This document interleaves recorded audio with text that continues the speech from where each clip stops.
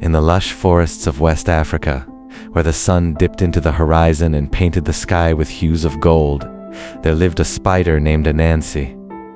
He was known throughout the land as a clever trickster, always spinning webs of deceit and cunning to get what he wanted.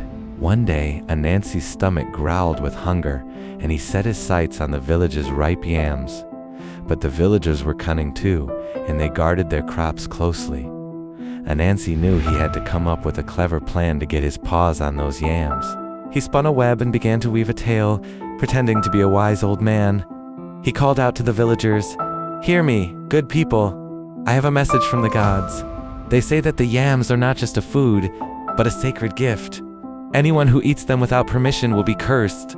The villagers were frightened, and they decided to leave the yams alone, fearing the wrath of the gods. But Anansi knew he couldn't resist the temptation. He snatched a few yams and hid them in his web. The villagers soon discovered their yams were missing, and they suspected Anansi's trickery. They searched high and low, but Anansi was nowhere to be found. He had eaten his fill and was now lounging in his web, laughing at the villagers' foolishness. But Anansi's cleverness would soon get him into trouble. The villagers, tired of his tricks, built a fire and began to smoke him out. Anansi was forced to flee, leaving behind his precious yams. As he scratched away, he laughed and said, "A trickster's life is not an easy one, but it's always an adventure."